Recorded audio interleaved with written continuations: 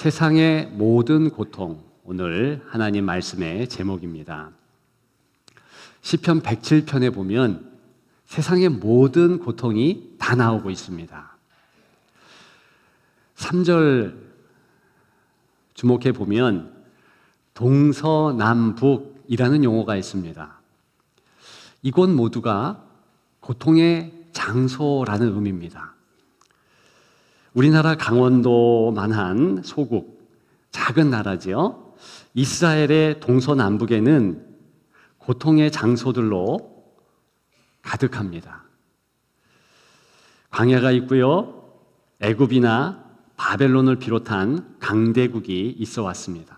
지리적으로, 역사적으로 그랬다는 것이지요.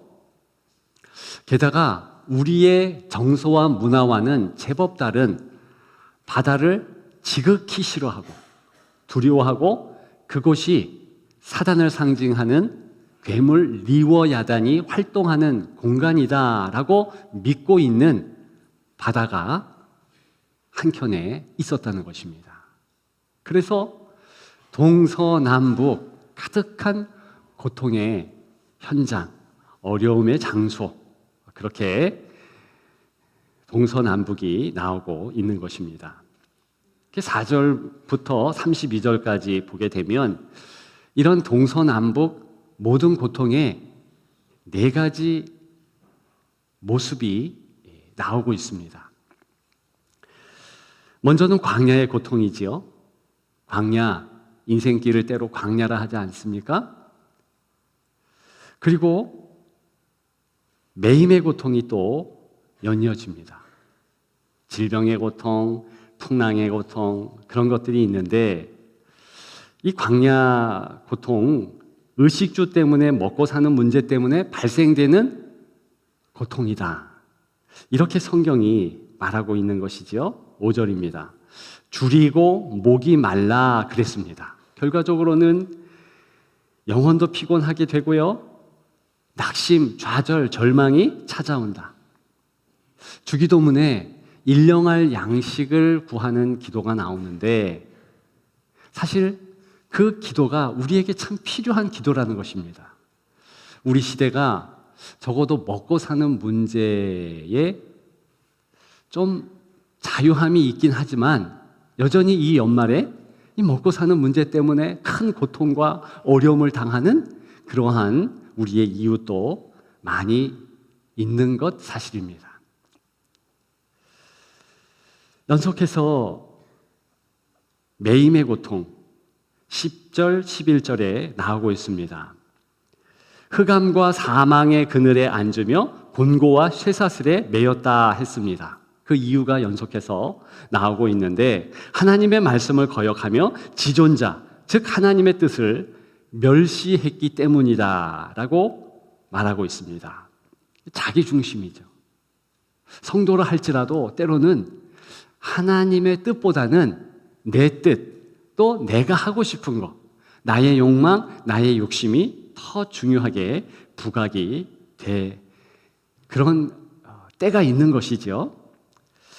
육신의 정욕, 안목의 정욕, 이생의 자랑을 추구하는 우리의 모습을 보게 됩니다. 그러면서 어쩔 수 없이 고통과 아픔을 당하게 된다. 이제 수능 시험이 얼마 안 남았는데 잘 보고 싶은 욕망이 다 있지 않겠습니까? 그런데 그 욕망이 너무 세서 이제는 육신의 무리가 됩니다. 그래서 매년마다 꼭 수능 그 시간에 졸도하거나 아파서 늦거나 시험을 못 보는 그런 수험생들이 있습니다. 또 너무 간절한 열망 때문에 내가 이 대학 가고 싶다. 내가 수능을 몇 점 이상 맞고 싶다. 이런 것 때문에 하지 말아야 될 부정행위를 하다가 발각된 학생이 또 매년마다 있어 온 것 사실입니다. 이런 욕망, 그런 욕망에서 야기되는 고통이 분명히 없지 않다는 것이지요. 계속해서 질병의 고통이 또 한 범주를 이룹니다. 18절에 보면 모든 음식물을 싫어하게 되어 사망의 문에 이르렀도다 라고 말하고 있습니다. 왜 음식물이 싫은가? 그것은요, 몸의 질환 때문에, 여러 가지 병 때문에 자동으로 걷기가 싫은 거죠. 먹고 싶지 않은 겁니다. 코로나 같은 전염병을 비롯한 모든 질병들은 우리에게 엄청난 고통을 주는 거 사실 아니겠습니까? 마지막 한 범주, 풍랑의 고통이라 그랬습니다. 인생의 길이 광야의 길이다 그렇게도 말하지만 또 한편 항해의 길이다 그렇게도 이야기하지 않습니까? 그래서 25절과 26절에 보게 되면 광풍이 일어요. 뭘 이야기하겠습니까? 이것은 어쩔 수 없는 국제 정세, 사회 환경, 이런 것들, 외부 정세의 모든 환란이 닥쳐오는 것, 그런 것을 의미하는 것입니다.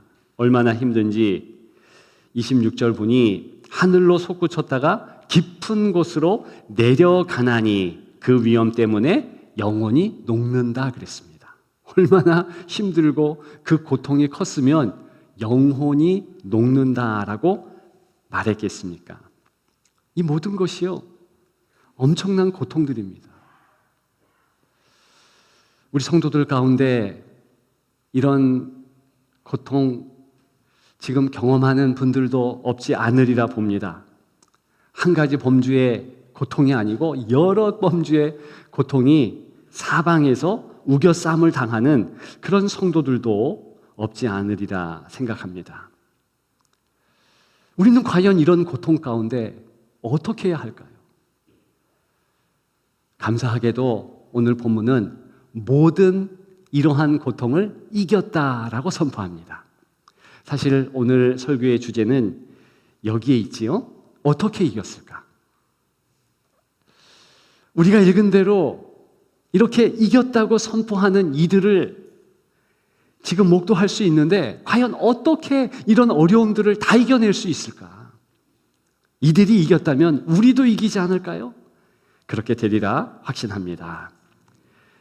결과적으로 몇 가지 이긴 이유를 살펴볼 수 있습니다. 함께하는 사람들 때문에 이겼다? 잘 관찰해서 이겼다? 그리고 세상의 유일한 소망 때문에 이겼다라는 사실입니다.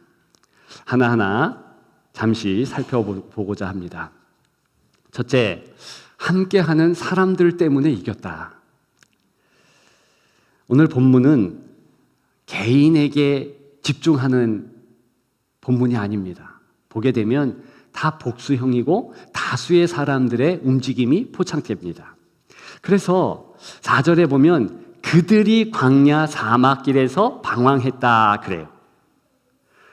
6절에도 그들의 영혼이 피곤했다 그러고요. 5절에 그렇게 얘기하고 6절에는 그들이 근심 중에 여호와께 부르짖었다.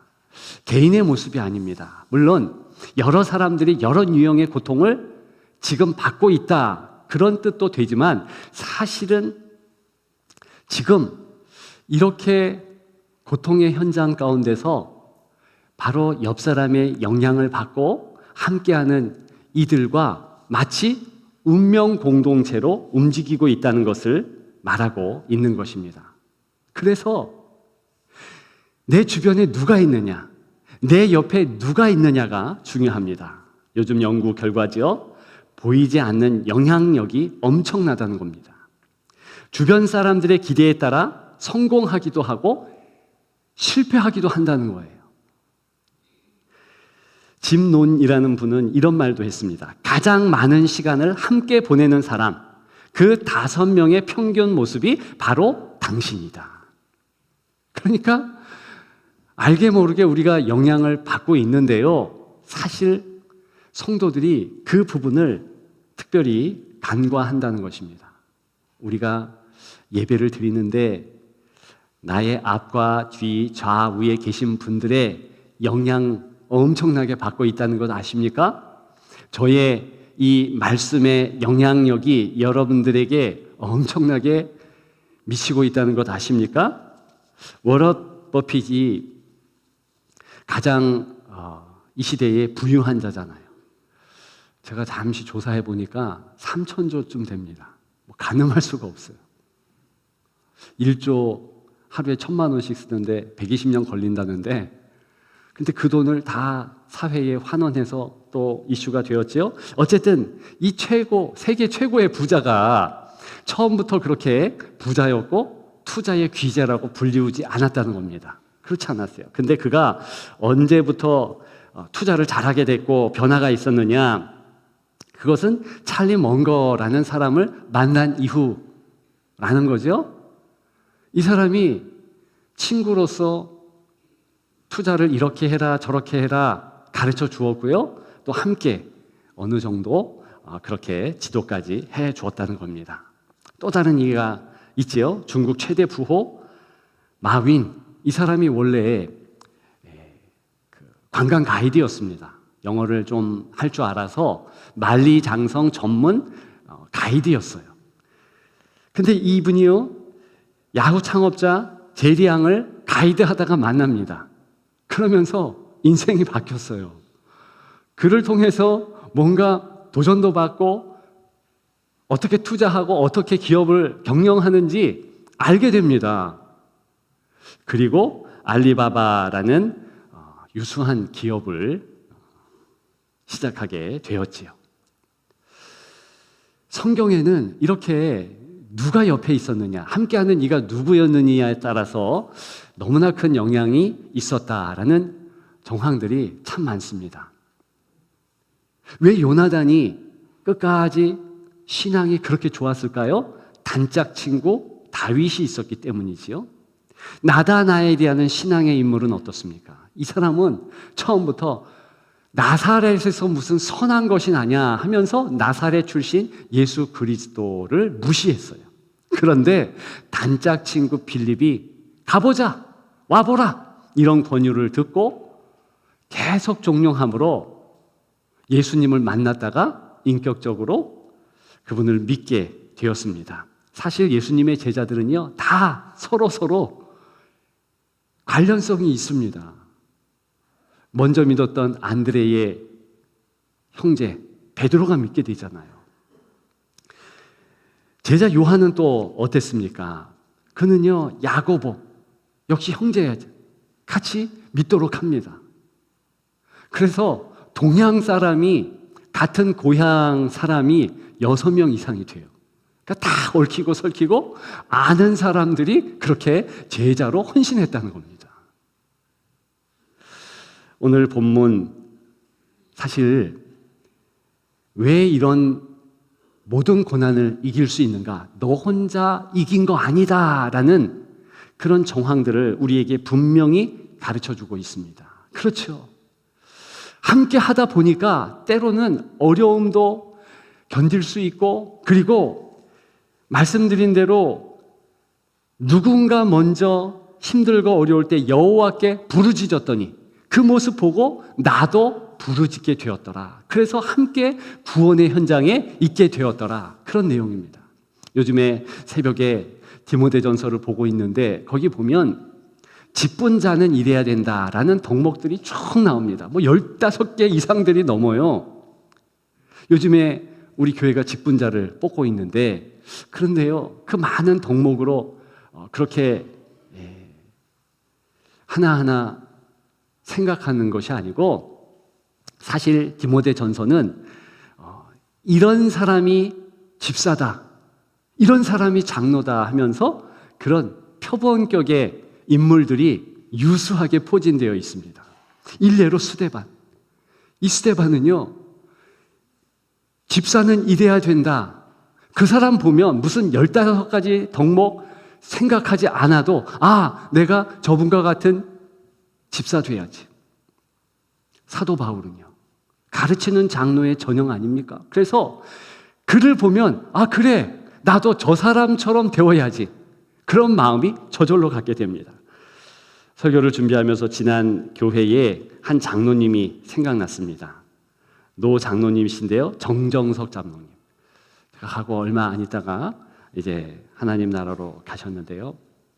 이분이 얼만큼 존경을 받았느냐, 이분 때문에 찬송가가 작곡이 되었죠. 그게 431장이에요. 주 안에 생명 있네, 주 안에 살자. 이 노래가 그 주한 장로교회의 두 번째로 부임했던 박성문 목사님이라는 분이 작시를 한 거예요.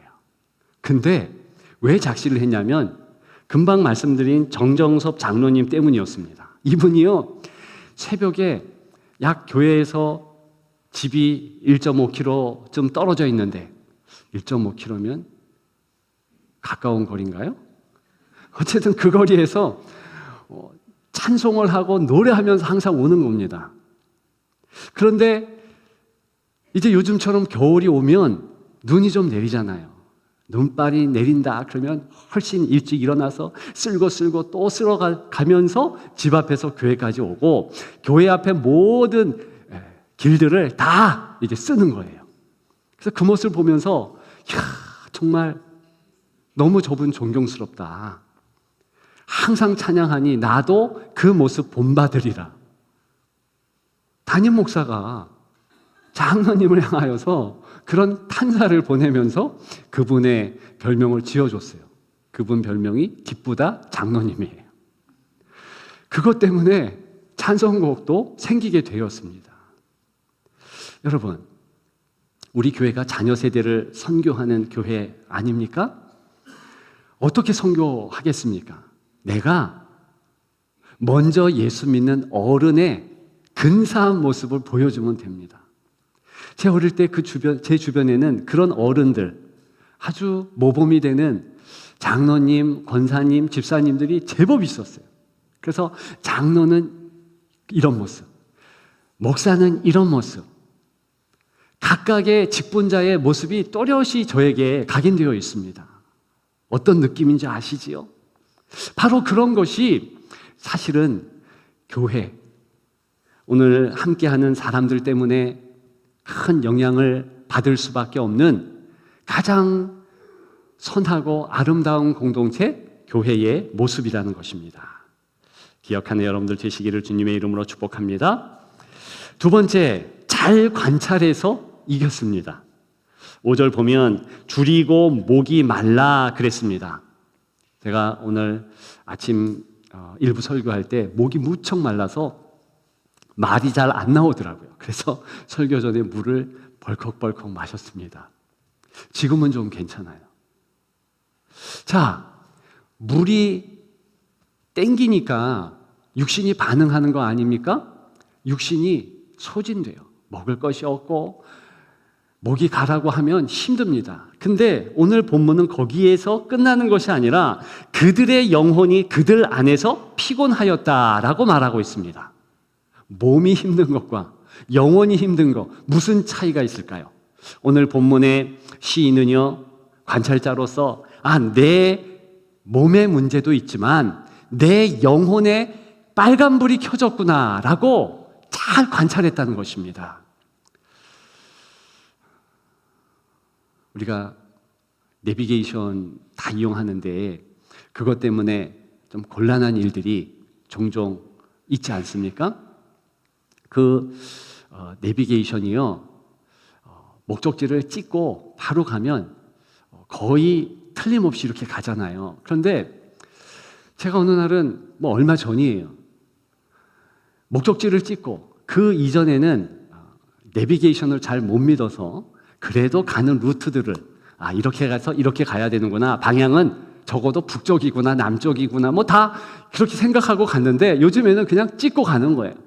그때 가는데 목적지 분명히 설정했는데 내 위치를 GPS가 잡지 못하나 봐요. 그러니까 이 내비게이션이 이게 우왕좌왕 우회전해야 되는데 좌회전 가게 하고 30-40분이 늦었습니다. 근데 저만 그런 줄 알았더니 며칠 전에 약속에 늦었던 장로님 변명이 본인이 분명히 그 장소 안 돼요. 30번 이상 갔대요. 그런데 내비 찍고 가다 보니까 완전 반대로 갔대요. 그래서 30분 늦었어요. 그래서 30번 찾아갔기에 30분 늦어서 다행이다. 100번 찾아갔으면 100번 늦어서 큰일 날 뻔했다. 무슨 말씀인지 모르는구나. 그래가지고 저도 그런 경험이 있으므로 그 모습을 보면서 이해했지요. 여러분, 목적지가 어디라는 것도 중요하지만 내가 지금 어떤 위치에 처해 있다. 이 사실 내비게이션 쓸 때만 중요한 게 아니더라고요. 정말 오늘 본문이 그렇고요. 특히 건강도 그렇잖아요. 건강도. 요즘에는 스마트워치도 나오고 뭐 건강, 뭐 팔찌 또 반지 나와서 뭐 여러 가지로 우리가 그냥 지나갈 뻔한 그런 데이터들을 실시간으로 계속 축적합니다. 그래서 도움을 받는 분들도 많습니다. 내 건강의 어떤 수준, 형편 이런 것들을 알아야 하고 내 상황, 내가 지금 얼만큼 돈이 있고 얼만큼 힘이 있고 뭐 이런 데이터들도 필요하지만 오늘 본문을 자세히 보게 되면 그것보다도 더 알아야 하는 것이 영혼의 형편, 내 영혼이 지금 수준이 어떠한가. 감사하게도 오늘 본문의 시인은요 이런 고백을 하잖아요. 나 정말 힘들다, 어렵다. 그래서 내 영혼이 이렇게 피곤하기 때문에 영혼이 그들 안에서 피곤함으로 그래서 어떻게 한대요? 여호와께 부르짖는데요. 부르짖는데 이 방편밖에 없다라고 결론 내릴 수밖에 없는 것이지요. 그러니까 잘 살핀 거예요. 모든 형편이 다 좋다고 해서 반드시 영혼도 좋은 상태라고 말할 수 없습니다. 예수님이 복음서의 내용 가운데 우리가 교훈받아야 될 내용을 말씀하셨죠? 한 부자의 교훈이에요. 그는요, 형편들이 다 좋았어요. 나 이제 먹고 살 만큼 가졌어. 저 창고를 봐라. 곡식도 있고 재물도 가득해. 그런데 영혼은 헐벗었습니다. 도움이 없으면 큰일 날 그런 형국이었어요. 그런데 그 사람은 자기의 영혼의 형편을 못 살폈습니다. 주님이 말씀하셨죠.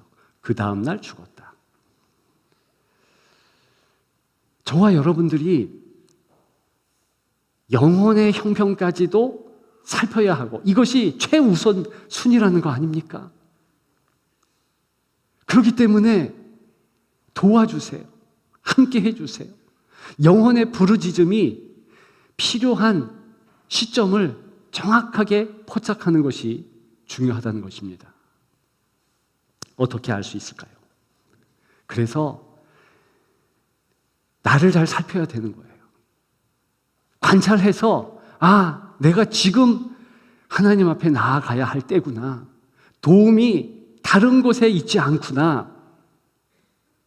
정말 이러한 지혜가 있고 살필 마음이 있으며 그렇게 실행하시는 여러분들 되시기를 주님의 이름으로 축복합니다.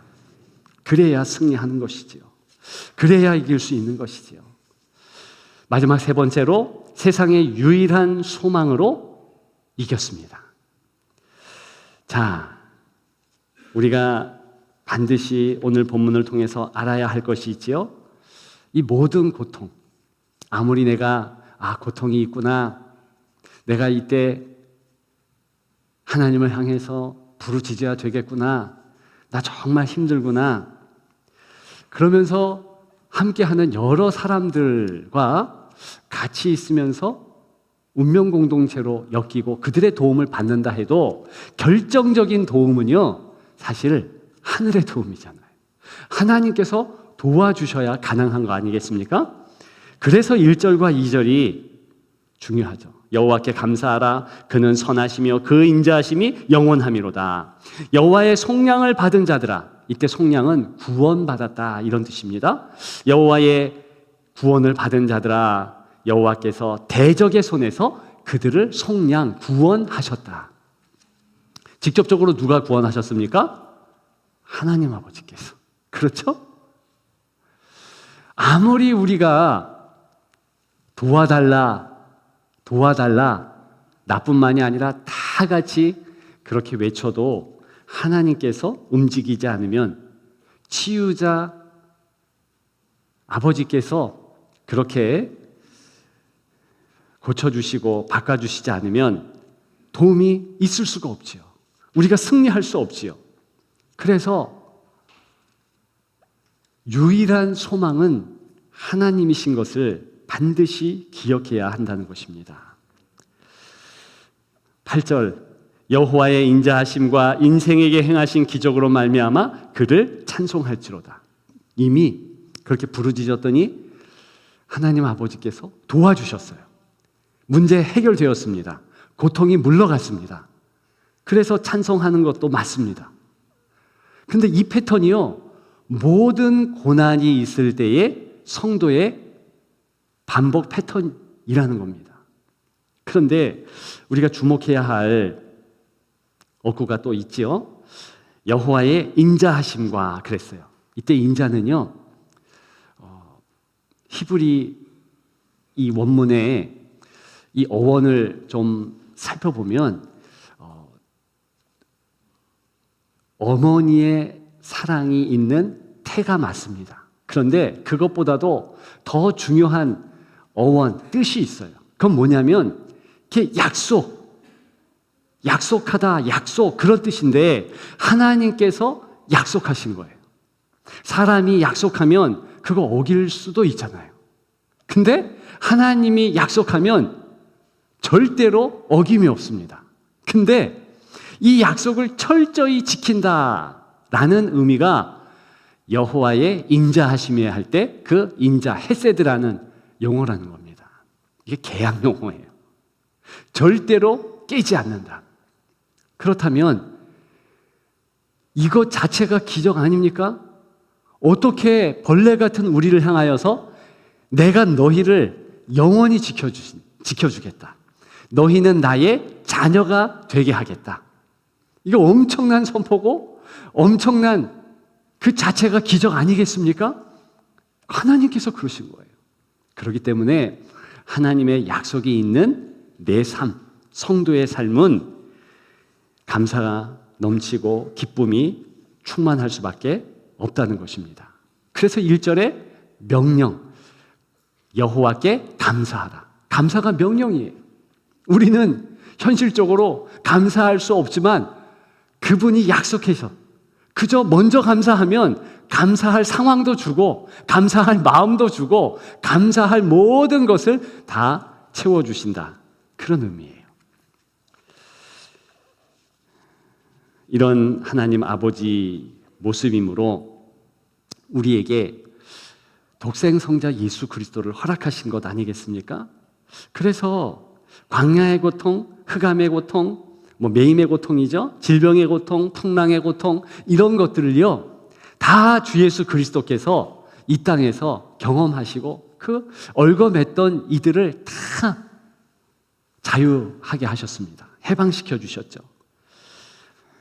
많은 사람들이 빈들, 똑같이 광야라는 헬라어의 뜻이죠. 사막이라는 뜻인데 그들이요 배고픔과 고통을 당할 때 예수님께서 오병이어의 기적을 일으켜서 그들을 구원해 주셨어요. 배고픔과 이 어려움에서 끄집어내 주셨죠. 그 모습, 육신의 빵만을 제공해 주시는 것이 아니라 자신이 영혼의 양식이 되어서 그렇게 공급하시는 모습을 상징적으로 나타내 주신 것이죠. 그리고 이제 매임의 고통, 대표적 인물이 누구겠습니까? 거라사 광인. 그는요, 이 흑암의 권세에 매여 있었습니다.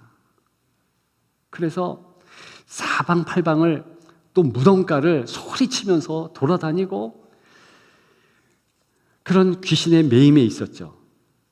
예수 그리스도께서 흑암의 권세를 쫓아주셨습니다. 온전케 하셨어요. 사냥꾼의 올무에서 새처럼 해방시켜 주셨습니다. 똑같이 우리 모두를 그런 형편과 형국에 있다면 해방시켜 주실 수 있습니다. 질환, 이 질병의 고통은 또 어떻습니까? 예수님께서 38년 된 베데스다 병자를 고쳐주시잖아요. 그리고 12해를 혈류병으로 앓는 그 여인, 그리고 많은 병자들을 다 고쳐주셨지요. 무엇을 말씀하고 있습니까? 유일한 치유자 되신다는 거예요. 풍랑이 일 때는 어땠습니까? 풍랑의 고통 가운데 있는 제자들에게 바다야 잔잔하라, 바람아 멈춰라 명하시면서 그런 고통에서 끄집어내 주셨어요. 여호와의 이러한 열심이 우리를 모든 고통 가운데서 이길 수 있도록 인도해 주실 줄 믿습니다. 이제 말씀을 마치려고 합니다. 저와 여러분들이 많은 어려움이 있으면 있을수록 더 강조되고 있는 그런 현실은 무엇입니까? 예수 그리스도께서 반드시 해결해 주시리라. 그 확신과 믿음입니다. 그대로 주께서 인도해 주실 줄 믿습니다.